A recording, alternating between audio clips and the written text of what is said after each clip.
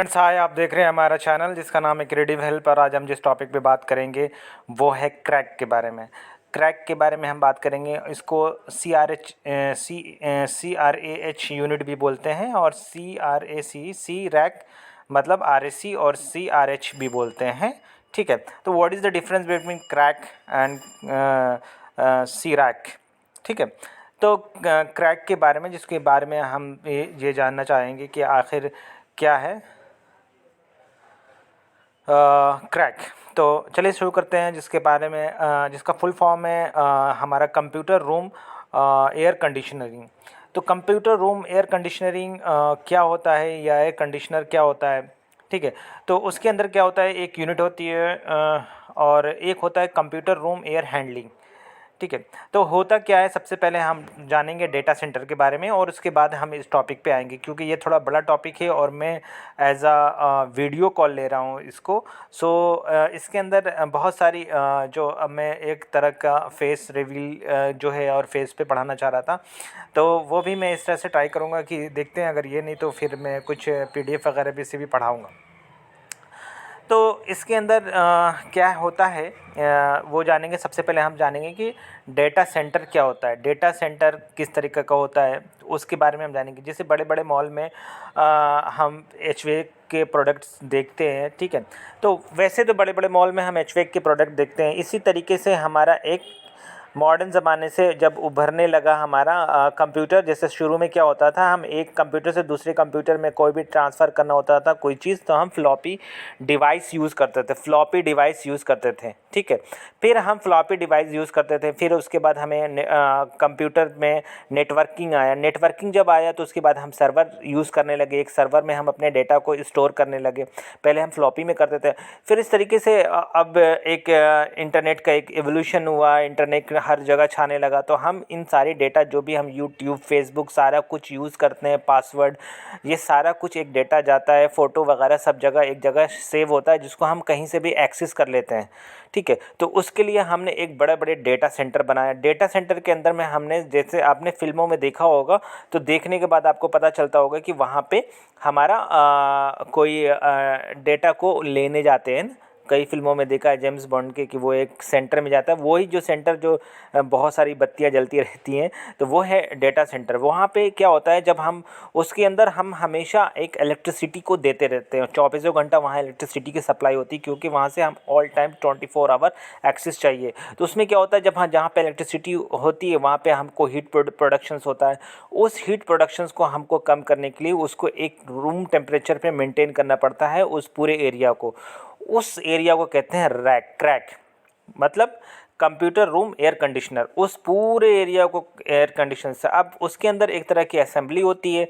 इसके बारे में मैं अच्छी तरीके से एक बहुत अच्छा एक विथ डायग्राम और विथ पिक सारी वीडियोज़ आऊँगा, क्योंकि एक सब्सक्राइबर ने मुझे मैसेज किया था और काफ़ी मैसेज कर रहा है। आप भी कर सकते हैं, अपने डाउट को पूछ सकते हैं। तो मैं उनके लिए एक वीडियो सबके लिए बनाना के लिए मैंने वादा किया था, तो मैं इसको वीडियो को जल्दी बना रहा हूँ। अब उसके अंदर क्या आता है कि एक हमारे जब उस पूरी यूनिट को कूलिंग करने के लिए हम क्रैक सिस्टम को यूज़ करते हैं।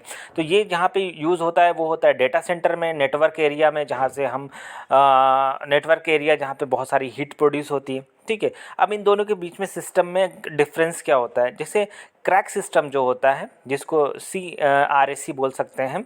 ठीक है, क्रैक सिस्टम एक जिस तरह का हमारा एयर कंडीशंस होता है।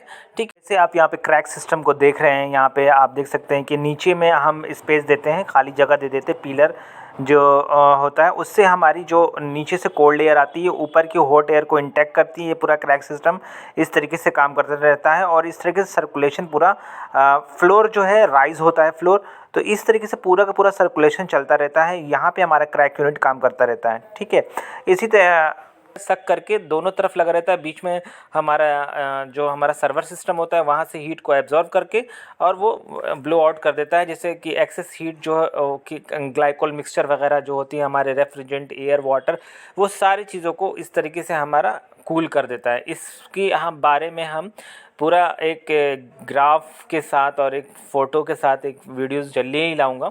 तो उस तरीके की जो हमारा सिस्टम होता है उसको हम कहते हैं क्रैक सिस्टम। एक दो फ़ोटो मैं लगाने की कोशिश कर रहा हूँ इसके अंदर, मिलेगा तो मैं लगा दूँगा। ठीक है, अब आता है हमारा क्रैक सिस्टम। क्रैक सिस्टम के अंदर हमारा ये हो गया। इसको हम क्रैक सिस्टम जो होता है वो हम जैसे कि हॉट एयर जो डेटा सिस्टम होता है वहाँ से हम उसको सक करके, अब सेम यूनिट जो हमारा जो रेफ्रिजरेंट यूज़ कर रहे थे यहाँ पे हम CRAH यूनिट जो होता है जिसको कहते हैं, ठीक है, उस यूनिट में हम चिल्ड वाटर सिस्टम यूज़ करते हैं।